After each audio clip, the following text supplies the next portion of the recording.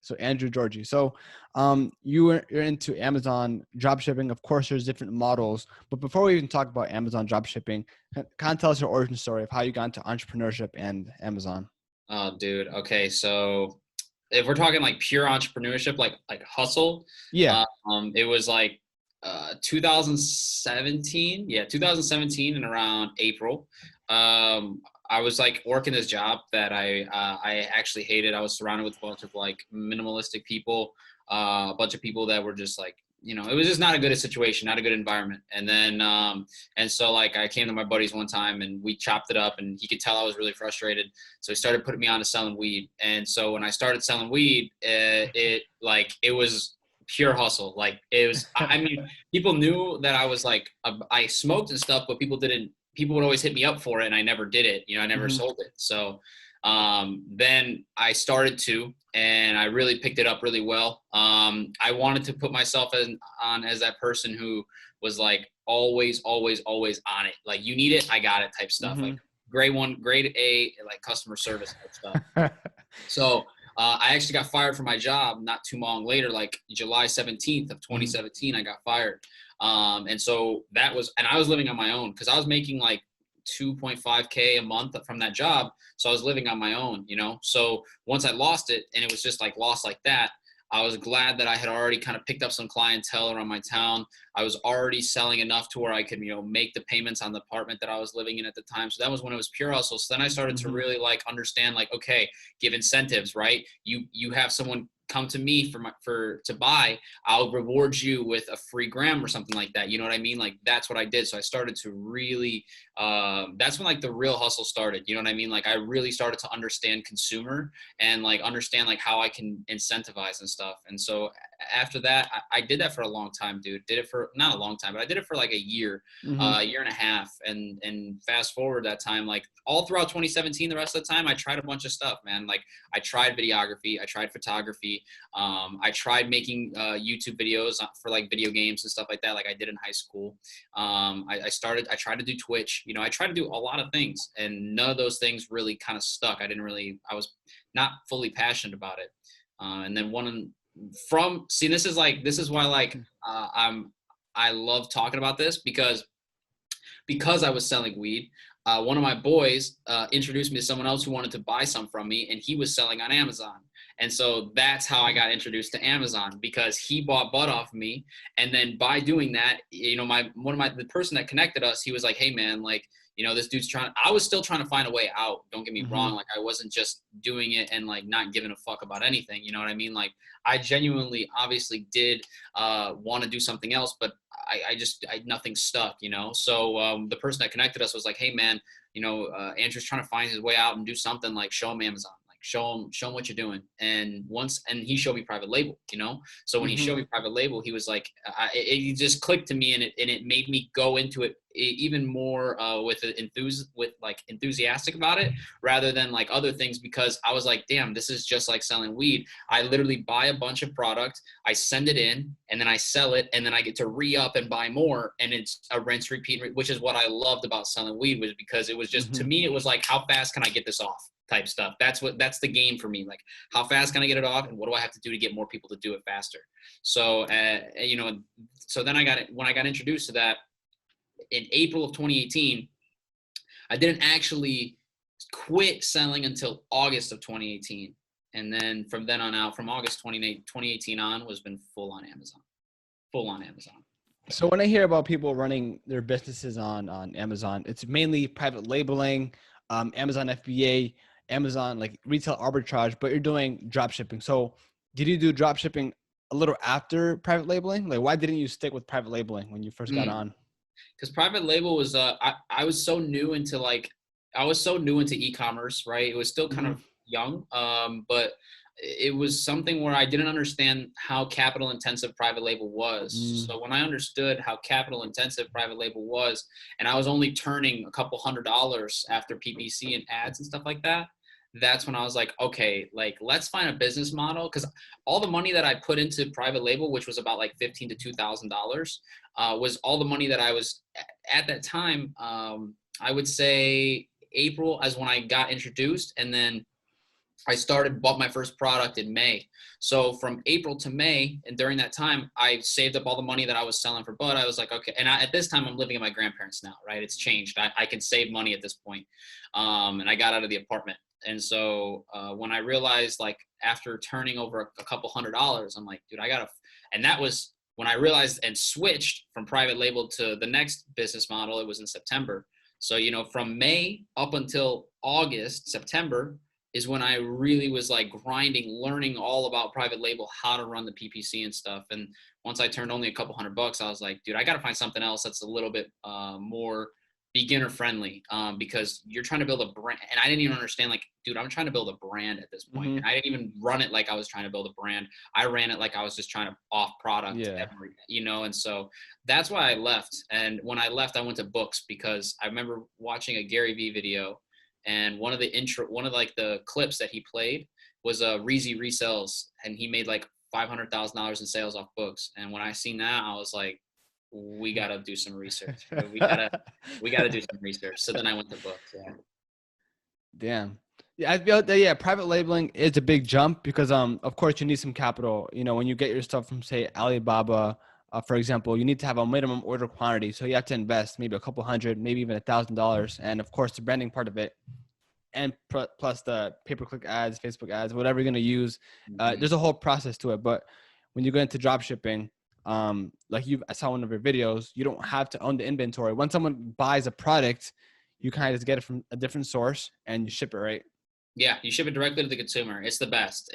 To me, it's the best business model ever built. Like, I'll live by that. Like, don't get me wrong, like, you know, wholesale is great if that's your forte. You know, if you're a great communicator and you're really good at getting deals and you're really good at building relationships, like, that's your game. Like, you'll be good. But it's a lot of, I did wholesale for 6 months. It just wasn't my game. You know what I mean? Like, after I got suspended from drop shipping on the first round, I went to wholesale. I took my profit and I went to wholesale. I took like $25,000 to wholesale.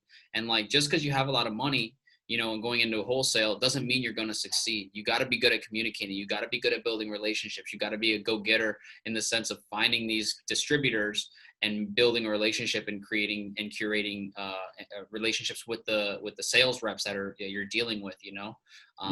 And drop shipping is nothing like that. Like, I don't have to communicate with anybody. Like, now I don't really do anything at all, for that matter, you know. And when it comes to the purchasing of the products, you don't spend money until your store has already made a sale for that product. So you're never going to spend money and hopefully make money on it. You know, as soon as you get that sale on your Amazon store, you know that when you go purchase that product, you've already made the money, dude. And whatever's after is your profit. And that's when I fell in love with it, because I was like, damn, no overhead spend, no upfront costs. You know what I mean? That's beautiful. That's a lot of people's problem to begin with at this point. You know what I mean? Like, wholesale, like, think of it this way too. Like, and it just is what it is, but think of it this way, right? Like, you going into wholesale, you're going to need to, if you have only 5 to 10,000, which is really not a lot of money, you're going to have to sacrifice those fast turnover products, right? The high volume, but the margins are pretty low, maybe 10%.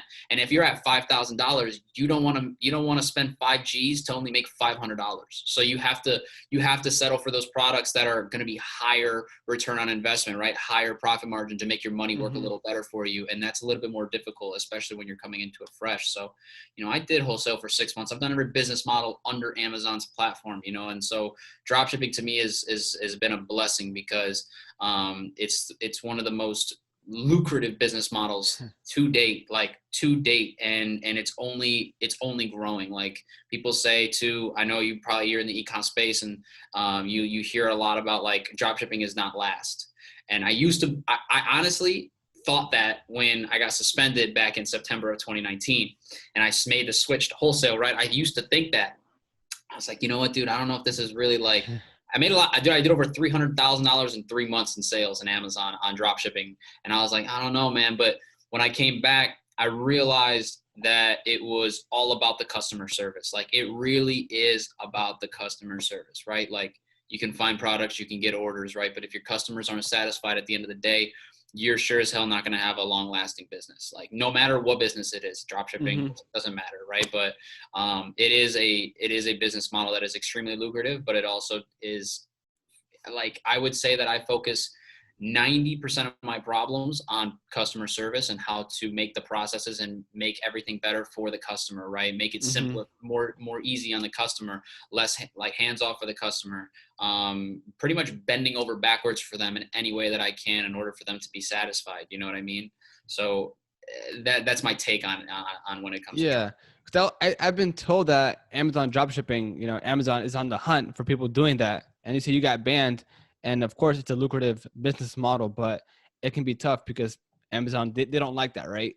They don't. No, they don't like when you're doing it from big box retailers. They do, like, they will allow it if you do it from wholesale suppliers. Okay. But this is the thing when it comes to that is like, yeah, it's lucrative, right? But when it comes to wholesale suppliers, man, they're old school. Like, go check their websites out. They're old school as hell. Like, they don't have the infrastructure built to single-handedly ship out one item and do massive volume in one order per or one item per order, or quantity of 2 or 3. They're built and buy so they can send out hundreds and thousands of units. So yes, you can do it on Amazon, but no, it's not the way that they like to do it in their terms of service. And to be quite frank with you, like, I did get so for instance, I did get suspended on my first account for a high ODR, which is an easy suspension to get lifted. But at the time, I was such a rookie when it came to suspensions. It was my first ever suspension. I always thought it was the end of the fucking world, dude. Like, I let my account sit for probably 2, 3, 4 months. So one of my buddies really helped me out. One of my like best friends now, he helped me out. And when I knew it was going to get suspended, he helped me and gave me a template to get a second account. And so that account ended up getting suspended as well due to a related account issue. So I had to deal with 2 suspensions, and I spent like $1,500 to get both of the accounts back.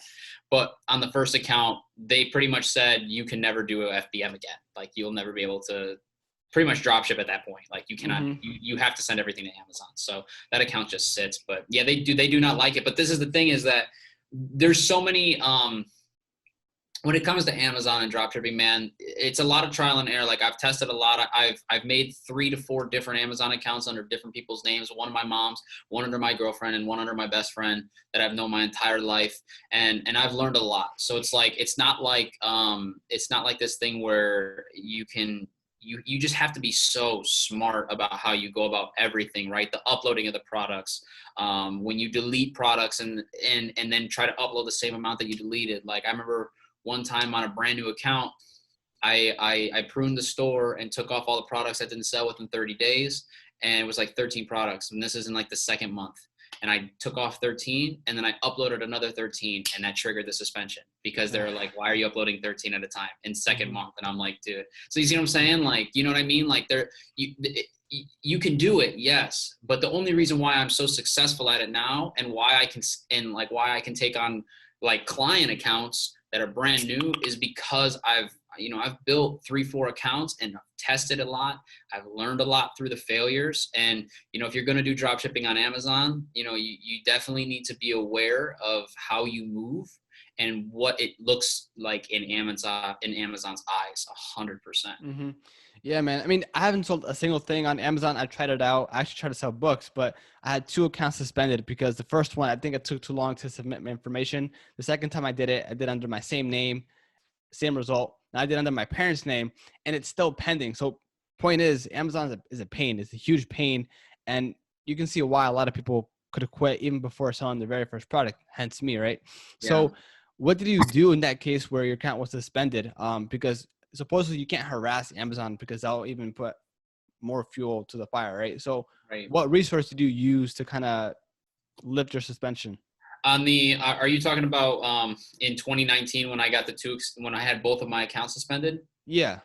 So I did a lot of research. I Googled a lot of suspension services, and I have those, and I utilize them for students, clients, and stuff like that. And I give you those resources. But what I would tell anybody who's listening or watching this right now is just, Google Amazon account suspension services, and you will find them. Like, that's what I did. That's literally what I did. And I've used 3 suspension services. All of them I've had good results with. And so, you know, just Google Amazon account suspension services and you'll find them. Trust me. It's exactly what I did in September of 2019 and I found them. You know what I mean? It wasn't hard. And they range in price. You know, some of them are 500 to 1,000 depending on your suspension, right? And then there's others that I paid, like this last time I just got my account. They thought that I was drop shipping, right? On my account that I am now. And so they wanted to just pretty much have an explanation for why some of this stuff is looking the way it is, you know? And so I had to pay $3,000 to a team of people to get my account lift. It was actually $3,500 to give me the POA and do all that because I was traveling at this time. Like I was in the airport, literally in the airport. Sucks getting that email.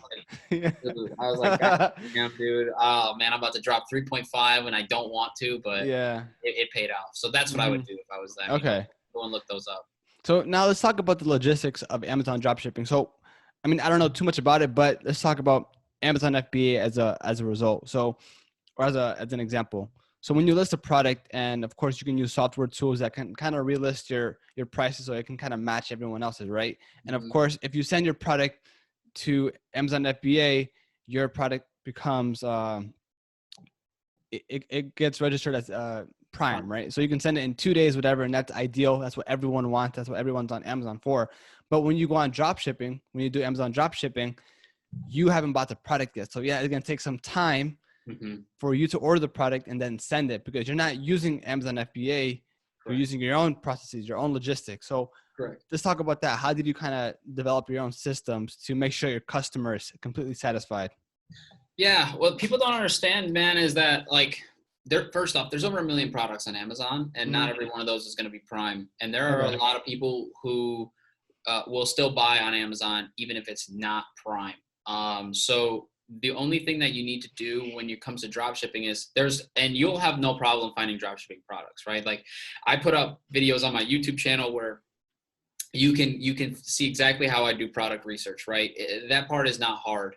But what you need to do is just make sure that where you're getting the products from, whether it's Walmart, Sears, Target, wherever you're getting your products from, look at when the delivery date is going to be, and then put yourself in the customer's shoes and be like, damn, 3 weeks out, like I wouldn't want to wait that long. Like I wouldn't want to wait that long. And you find products on Walmart to drop ship that will get delivered next day, 2 or 3 days. You know what I mean? Like it's possible now. And another thing too that's great about Walmart is Walmart has they have fulfillment centers and like they have locations all over the world. All over the US.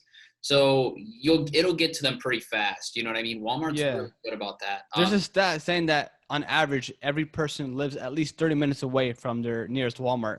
So is Walmart your plug? Yeah, they're one of them. Yeah, one of them. I use 2 suppliers and Walmart is one of them. And they're my best. The other one as well as Home Depot is amazing when it comes to both their shipping times are amazing, man. I get products sent out and shipped to the customer within 2 to 4 days. You know, sometimes it does take a little longer. Maybe some of them are back ordered, you know, but at the end of the day, man, like products are out fast. And rightfully so, right? They're wanting to especially Walmart, dude, they're wanting to compete with Amazon. So like they're going to make sure that their times are and their logistics are just as fast as Amazon as they can get. And I don't know if I didn't read it, but I maybe I seen it in somebody's story, but that's why I said earlier, like Walmart has fulfillment centers everywhere. And so like Walmart is smart in that aspect because they have stores everywhere as well, but like they're putting fulfillment centers a lot more places than Amazon is. And Amazon, that's where Amazon lacks right now and their FBA centers, Amazon, like I know that they're probably working on upping those in a lot more locations, probably at least 1 per state. So that way shit can get to the customer a lot faster, you know, and people who live in Montana can still get their stuff in a day. Because if you go to California, you can get a product the same day or 1 day later, right? And they're trying to probably make that to the point where that's in every state, you know? And Walmart is ahead of them in the amount of fulfillment centers that they have in order for the customer to get their product. You know what I mean? Oh, for sure. It's definitely an interesting battle because like you said, Walmart has so many fulfillment centers, right? But the thing is that Amazon, they have a lot more products. And the thing with with Walmart, of course, they sell everything to milk, grapes, your groceries, Yeah. and people want groceries the same day. And of course, you don't have to have every single product, but the essentials are there. That's why I Yeah. think Amazon is buying, what is it? Whole Foods, Yeah, they bought Whole Foods. So of course, Walmart can do 1 day shipping and Amazon can do 2 day shipping, but only for certain products. That makes sense. But, Yes, yes. And Walmart though, like one thing that I will say is Walmart's got the money to compete with Amazon. oh yeah. They got the money, you know what I mean? And that's why they created Walmart Plus, right? Like and for dropshippers, everybody thought that was gonna be like the best thing ever. Like you sign up for Walmart Plus and like it's game over. But like if you gotta read between the fine lines because there's like sections where it just pretty much states like it's not guaranteeing you that it's going to get there at that time, and there's other stuff that are in between those fine lines that says like, listen, at the end of the day, like you're not going to get your product that fast. It's not what you think it is. So it wasn't what everybody like, especially like someone like myself, when I seen that and like I communicate with other sellers and we were like, yeah, damn, no, this isn't what we thought it was. It wasn't going to be like the Amazon Prime like everybody thought. Yeah, they do have the money to compete. They do. for sure.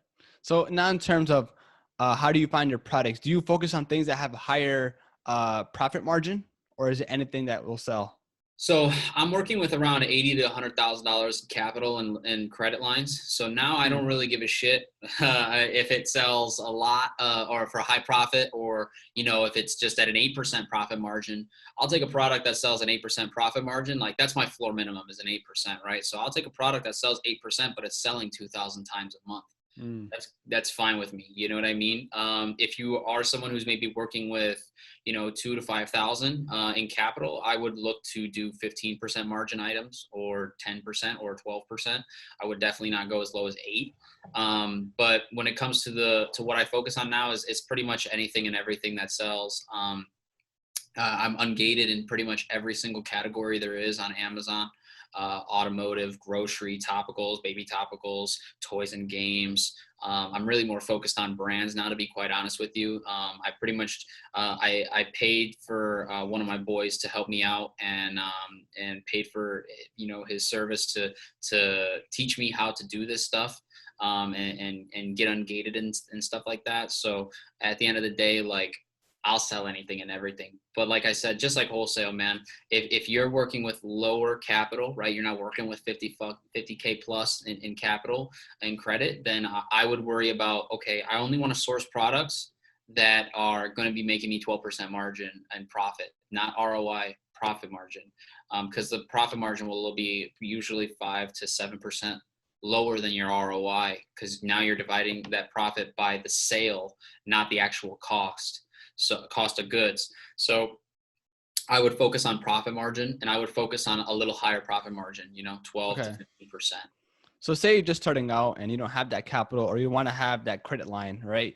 What's the best way, or what's the best strategy when you're first starting out, literally doing everything manually, and then as you evolve, you automate everything to some point? Yes. You want to, yes, 100%. I'm doing it right now in another side project with Walmart, right?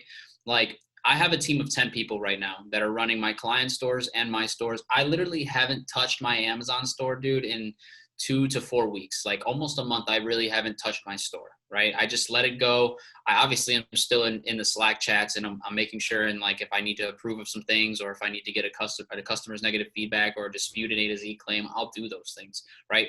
But I'm never in the store anymore.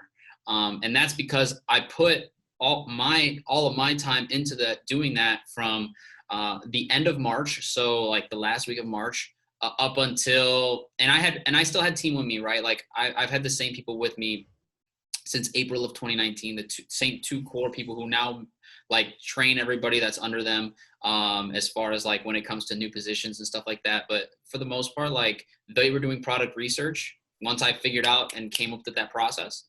But again, just like you said, I did that. I came up with the process. I built the strategy. I did all of those things.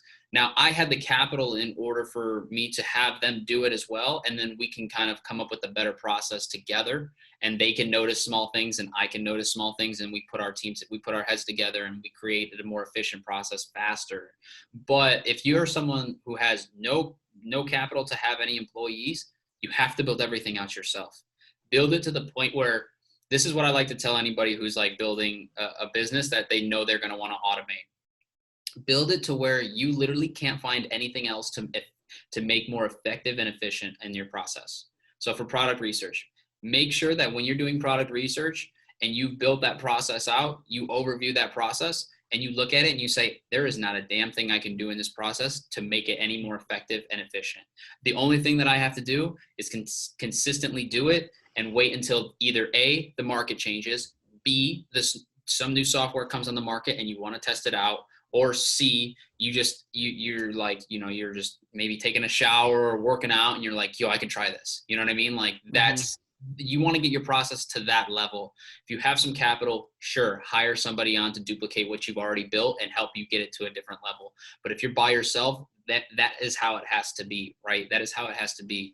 And I would honestly recommend, as soon as you're dude, like, this is one thing that like, I never had this issue, but other people do. And it is, you need to be willing to invest in your team immediately. Like as soon as I started on eBay dropshipping, dude, and I did my first month, I grinded. I did $15,000 in revenue at around a 10%, 11% profit margin. So it was a little over $1,500 I made that first month.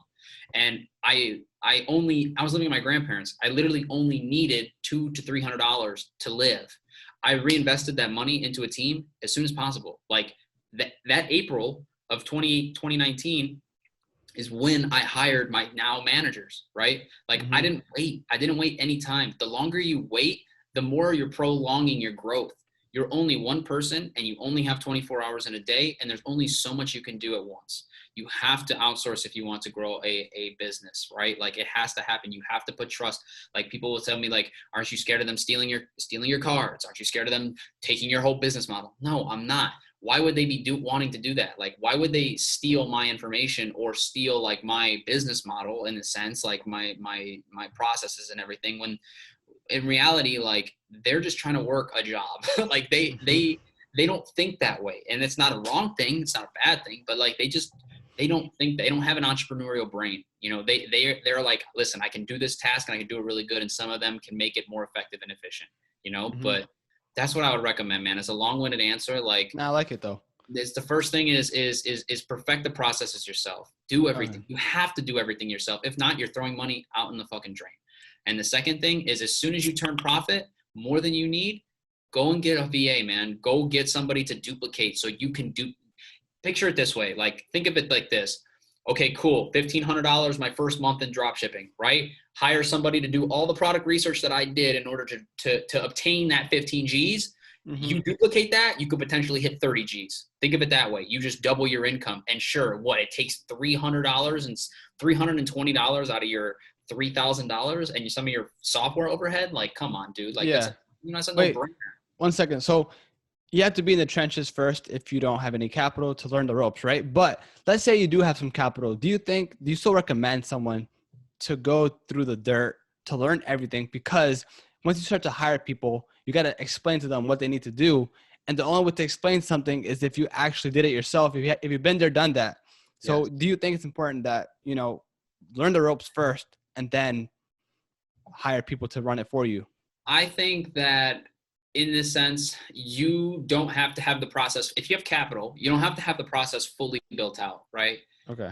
Have the process to the point where you're generating some sales. Like, don't hire someone and you're not even generating any income, whether it be revenue or profit at that point, right? Like, build a infrastructure, build a foundation on that process, understand that don't just go hire somebody because you got some money and you want them to hurry up and make you money by doing this process that you watched in a course. Do that process you watched in a course. Show some numbers with that, and again, like if you have capital, it doesn't even need to be like you need to be making $15,000 a month in sales, right? Like, just allow it to generate some income, like pick up some sales, right? As soon as you start to see that process work and it's working, that's when you can, if you have that capital and you can afford to hire someone in the Philippines for $350 a month, do it, because that process generates you revenue. Now build that process with them, make sure that you're teaching them like, hey, like there's a lot to do, and let them know right when you train them, listen, hey, this process isn't built out to the fullest yet. So when you're doing this, be sure to look out for these minor things, right? Look out for this thing could happen, right? Look out for these minor details that could potentially help us make our process more effective and more efficient, right? Those are my two favorite words ever. If you know me, you know that effective and efficient is those are my two favorite words, because those, one, allow you to allocate, when you allocate that money to them and to pay them, right? Now my money is getting, I'm spending my money on not only that time, but I'm utilizing that time at a better turn. You know, I can turn more money on that $300 rather than letting them just, hey, this is the process, A to Z, do it. You know, like, no, I want you to not be a robot. I want you to have a brain, and I want you to like be able to look at the minor details, be like, you know what, I've seen this happen 4 to 5 times. I found this product. Let me try and see what happens if I use this KPI, or I use this as a criteria spec, and let me see if that works. You know, if that produces a better outcome. And if it does, and you have employees like that, like that's an amazing thing. And you need to make sure that you train them on everything that you do. And you teach them, just like you did in that first what should I call it, training session, where you allowed yourself to train them, and then they caught on fast, and then they also went above and beyond and was like, hey, like, you know, if someone comes to me and says, hey, Andrew, like, I noticed this. You know what I mean? Like, do you think I can work on? Yeah, fuck yeah, you can work on it. Like, go with that. You know, when you find people like that, they're keepers. That means they're not just doing the job to do the job. They actually enjoy it. You know what I mean? So you think long term here, and it's important that if someone finds success in this, that they don't start flossing, they don't start spending their money. Instead, they need to reinvest in their business and amplify that, because down the road they can make a lot more money. Dude, fuck yes, 100%, bro. I've done in my entire, like, for instance, right? I'm generating over 5 figures a month now in profit and that's not just from my Amazon store. That's like all together, from encompassing all of my streams of income. Bro, I've spent $1,000 at the Gucci store. That's it. Like, and I delayed the fuck out of it. Like, I could have done that like in the summertime, and I didn't. You know what I mean? Like, I could have done it last year when I secured 25 racks, and that was my biggest ever month. Like, I pulled out all that money. Like, I could have easily flossed. You know what I mean? Like, no, what you just said is, dude, I'm about to invest $20,000 into my brand and marketing. Like, I'm putting money in because I know it'll bring a fat return. The more money you put in, the more money you should get out, if you're working with the right people and you have the right connections, right? Like, at the end of the day, yes, do not floss. Now, of course, reward yourself a little, dude. Like, you know what I mean? Like, reward yourself a little bit. Like, allow yourself to spend some money, but like, don't go buying the best thing because you think it's like, you know, it's going to look great on your Instagram at the end of the day. You know, stuff's stupid. Like, keep reinvesting. Buy, like, for instance, when I was doing the one-on-one mentorships, right? Those, I stopped doing those, right? But when I did those, like, I secured like 12 racks one month, right? Just off of the mentorships. I spent $5,000 out of that 12 on my team's generators, best internet, new computers, 2 more monitors, and better software. Like, that was like $5,000 for my 2 managers at the time. That's what I would spend $5,000. I would not spend $5,000 at the Gucci store. Balenciaga, I don't want none of that. That stuff doesn't generate me more money. I need to make sure my team can run my client stores and my stores without having the internet connection issues, without having the power outages, with being able to see on 2 different monitors, because now they have to have 5 tabs open on one Chrome browser, and then they have to do all this other stuff. Like, that stuff matters more. You need to make sure that your business can run like a well-oiled machine in order for you to generate that 5 figures, 6 figures a month. Then you can start going to having some fun, right? And even then, like, once like, what I've learned from this experience is, on that generating this money, right? I know now it's like opening my doors more to, like, okay, now I can, then it becomes about scaling, right? So it's like, I have 3 clients, I'm about to sign on 4 more clients. So I'm like, okay, cool. Now everything is down pat. Like, I still want to scale more, which is why I'm investing 20,000, because now I'm making the money. Now I can invest 20,000 to bring in 100,000 a month in profit, 6 figures a month. then I want to do that consistently. And then once I do that consistently, then, you know, I can obviously put some of that money elsewhere.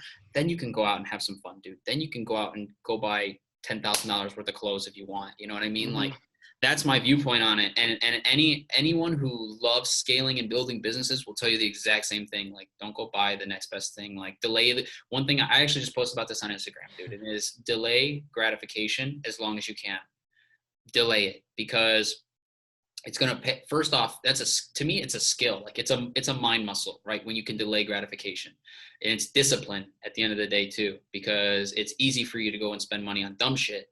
What it's not easy for you to do off the rip for some people. For me, it was extremely easy. It made sense to me to just go ahead and put this money towards my business, right? But if you can delay gratification as long as you can, like, it is going to pay off in tenfold, because you're exercising that muscle of discipline, first of all, and then delaying that gratification, because then now I'm addicted to it, right? When I bought that stuff at the Gucci store, I'm not gonna lie, it felt amazing to me because I delayed it for so long.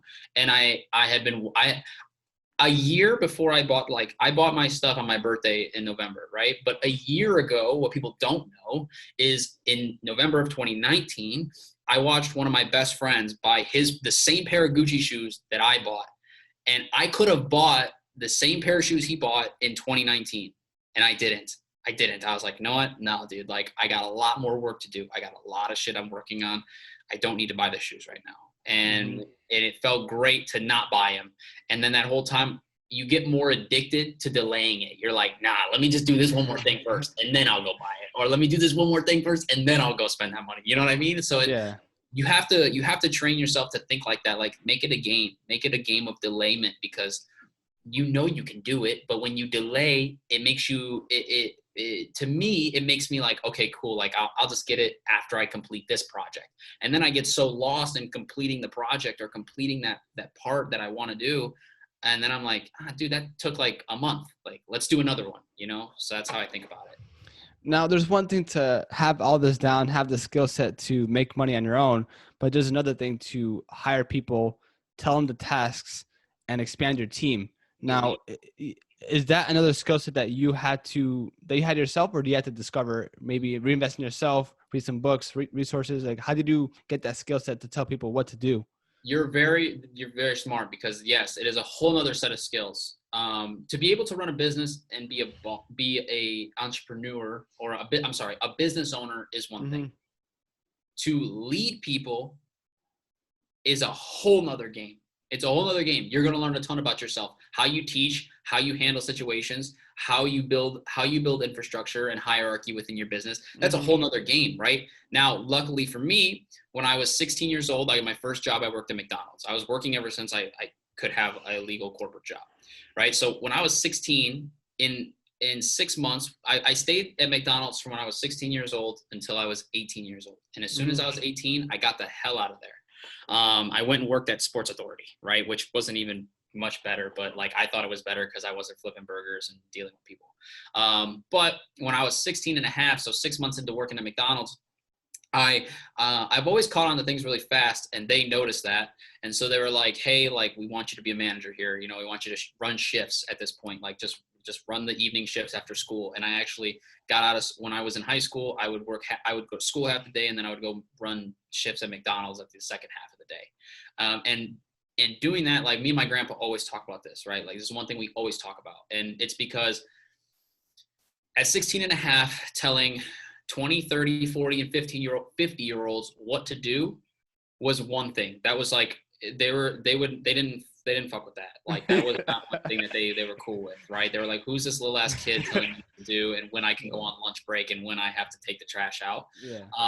But it taught me so much about communication and running a team of people, because I had to delegate what happened, when it happened, how it happened, and where it happened, who would do this, that, and the other, right? All about delegation. So I learned how to deal with that. 2, I learned how to run a team smoothly, in a sense, on a shift, right? So and work with what people needed, right? I was very empathetic to what, if someone needed to go on a break later, I would switch some things around. I'm a very big people person in that sense. Mm-hmm. And so my empathetic skills were already high. Like I was already there, you know what I mean? And that job taught me a ton, right? And people would think like fuck working at McDonald's.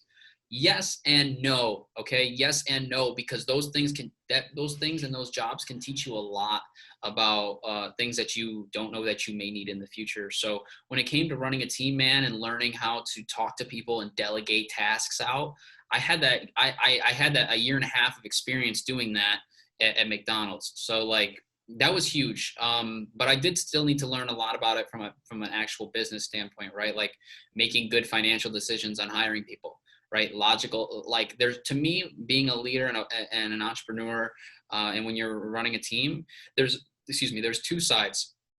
There's a logical reason to do something, and then there's like the financial side of it, right? So there's two sides, right? And people would think, yeah, that's great, this makes sense to hire this person, but does it make sense financially to do it? Like logically, great, makes sense. Financially, does it make sense?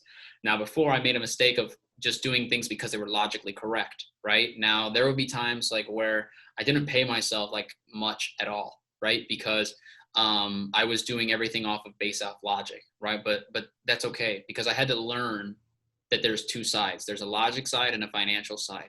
So you have to understand that as a leader, not only do you have to make decisions because things are logically make sense in the business, but make sure that your pockets are also able are equipped to handle that logical decision to bring somebody on or XYZ. So, and then on top of that, like, yeah, training, like when you train an employee, like, dude, I've gone through first off, I spent a lot of money I spent probably $1,000 on VAs before April of 2019, and trying to outsource things, and I didn't know what the hell I was doing. I didn't know how to train them. I thought that videos were the best thing, just make a video and it saves me so much time, right?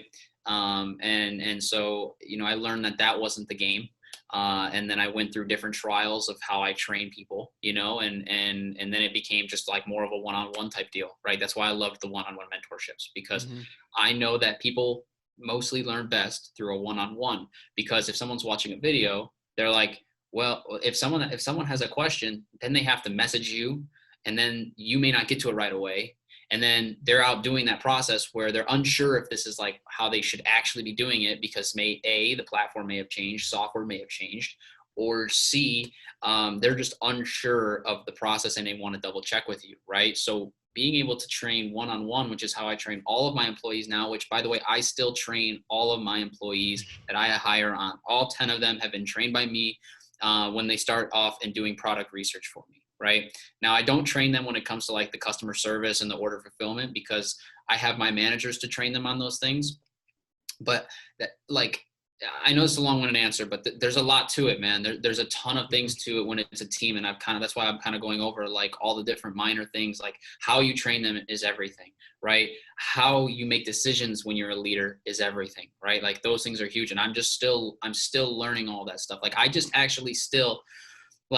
I still am learning and tweaking my process on how I train. So for instance, I'll give you an example, right? So we just had to move 2 more employees up from a product researcher, and we had to move one to an order fulfillment role, and then we had to move the other one to a customer service role, right? So the way I did it this time, and this is sauce, like this is pure sauce when you're running a business at the level where like you can't afford to have that role. Like you can't afford to take them off of product research and just throw them onto a certain role, because that product research role is going to lack. It's going to lack because then you have to train somebody in to fill in their role, because if not, no one's doing it while they're learning that new role, right? So like there's a lack that can be had there. So what I did was I was like, okay, first off, again, you have to be willing to invest. So I paid them an hour overtime every day for 3 weeks. And I usually gave it a month, but they learned in 3 weeks, right? I planned a month, and they learned it in 3 weeks. An hour after your shift every day, when the next person comes in to do say the customer service role, you train with that person every day for an hour, every day for 3 weeks. I'll give you a month, and you should be able to do everything that they do, and you fill in. So I'm not losing what they're supposed to be doing in that 8-hour shift. and I'm willing to pay them an extra hour every single day, which equals up like 20 hours, 24 hours in a month's time of extra pay, you know, and which equivalates to like $48, like big fucking whoop, to learn how to do your next role. And when I know, and like when I converse with my managers every day, and then they tell me like, yo, she's catching on really fast. Perfect.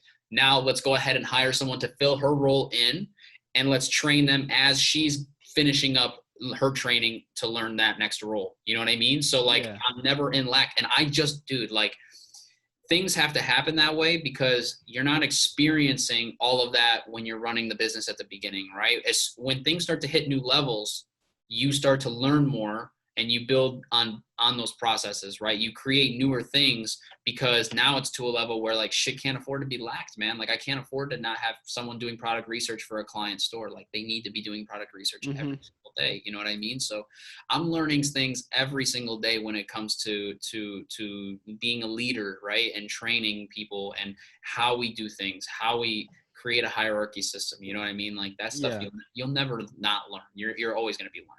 So we kind of went over the step of you going into the trenches, doing this all yourself, manual process, and then scaling up to a team, right? Now you're at the point where you're working with other people, right? Do you have clients? So explain that now. Why work with clients when you can create your own sort of processes and scale up? I love this. Yes. So the reason why I want to have clients is because one, I can duplicate my processes to get my store up to 300,000, which I'm in the process of doing. My goal is to sit around $300,000 to $400,000 a month in revenue at around a 10 to 15% profit margin, which I'll be happy. So we're generating anywhere from 30 to 35 racks in profit a month, right? That's great and all, but one, never put your eggs in one basket, right? Why would I want to do that? Why would I want to not put all of my eggs into that one store? Because if something happens to that store, I'm sitting over $200,000 in that Amazon store at any given point. And if that's suspended, well, then like I'm just sitting there with my thumb on my ass, like, what the hell am I going to do? So there's two ways around it that people can do if you get to that level, right? One, you can utilize your close people around you, family, I would recommend first, and then friends. In order for you to get another store and then, you know, duplicate your processes on their store so you can have two streams of income. Now, I remember how I told you, like, I learned a lot and I got some accounts suspended. So like I learned how to season accounts. I learned how to do all that. Well, it came at that cost, right? So I utilized all my resources around me, which was 3 people. So, and then at that point I was like, okay, I can't do this for myself anymore. Like I don't trust anybody else to be on a business entity with me and share a bank account with me because they're going to have access to that account. I don't trust them. I don't trust anyone else, doing that. So, and then I was like, okay, well, I'm still confident I know what the hell I'm doing. And I've gone through enough trials and tribulations to where I know that I can handle a client and someone who's willing to pay me, you know, $25,000 to run their store. Let's start, you know, looking into the process of starting up that business entity and starting up that business in general, right? Running an automation service for investors. And so that's when I started it. And that's the reason why I started it. And then obviously, you know, the satisfaction I have of making other people passive income is great because they're putting their money to work and they don't have to do anything. And I get to do what I love, which is run business on an e-commerce platform that I love. So then that's, you know, it's a double win-win for me and the client wins because they make money. So that's why I did it. Okay, I see. Well, so you're saying that you don't, so first rely or use your friends or family bank account, right? Didn't have to worry about a thing. Yes. So like, well, when I'm like, for instance, I made a business entity and I made an account under my mom's name. Okay. And so I obviously trust my mother, you know what I mean? I have that. I'm grateful to have my mother who allowed me to do that because there are some people's parents that I know that won't let them do stuff like that. So I'm just grateful enough to have a mother that will allow me to do those things. And then her account got suspended. And then my girlfriend's another person who obviously I trust a lot. And we've been together long enough. So I was like, all right, let me see if I can run under yours. And then I learned some more from that account. And then same thing with my best friend I've known my entire life.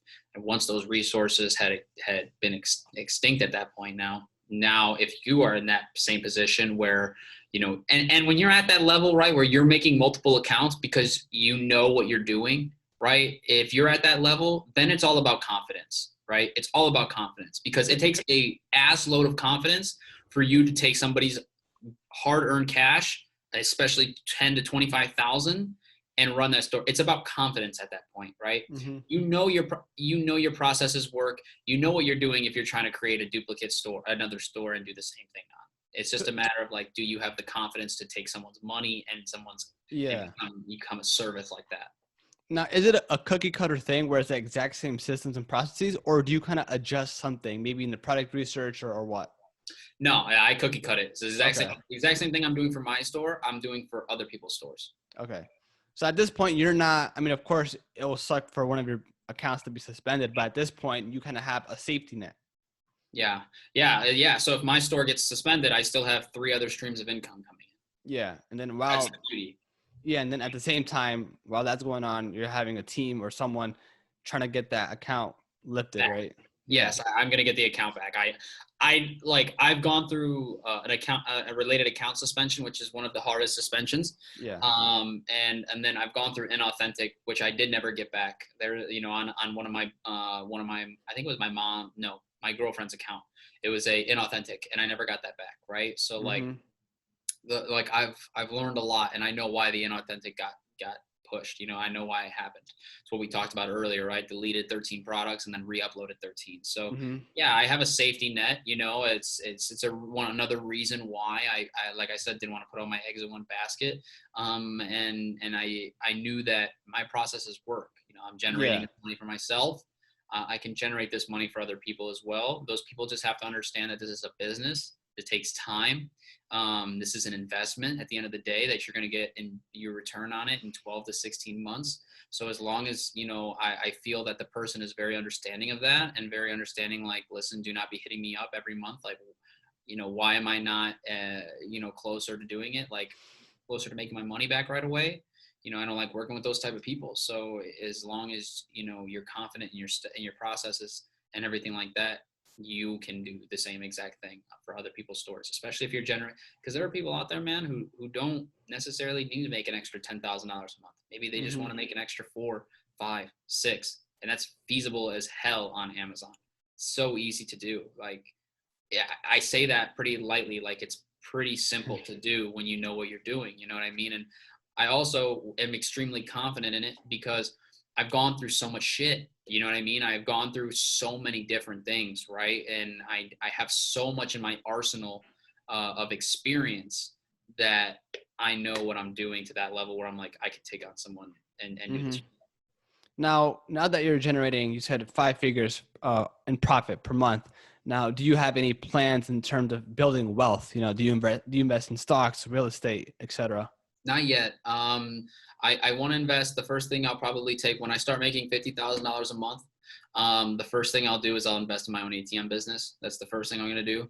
Marijuana is not legal in every state yet, so I will be putting some dispensaries putting some ATMs in dispensaries for sure. That's just going to generate money like a printer. So I will definitely be doing that. Stocks don't interest me a lot. A couple of my boys are doing it. I don't really. It doesn't interest me too much. It's like gambling to me, and I don't like gambling. It's not my forte. I'm not too good. I don't have the time to be. I don't know. No, that's not me. Real estate, way long down the road. Once I'm making like $75,000 a month in profit to $100,000 a month in profit, I'll then look into the real estate game. But the ATM business has got to be completely automated by that point, and Amazon and Walmart have to be completely automated by that point, so I can kind of focus on real estate to the point where I don't want to, at that point my money's going to work for me. So I'm going to just give somebody the money and they're going to handle it, like property management at that point, as if it's the same exact thing, right? I have someone who I maybe have a connection with. They know how to do the entire thing. Listen, bro, I'm going to fucking throw you $250,000. You can take X. We could work a deal out where you're going to win. I'm going to win. But that's pretty much a long road, right? Real estate, way down the line. I actually care more about digital assets more than I care about physical assets. I would love to own, more Amazon stores. I would love to, I'm trying to grow so much in what I'm good at. ATMs are just lucrative as fuck because at this point, like I said, dispensaries aren't everywhere. And so that'd be a great place. That and strip clubs would be a Oh, great place to yeah. put ATMs. You know, I know someone I converse with on the gram every now and then, he's got a ATM in a strip club. He's making a fuckload of money in that place.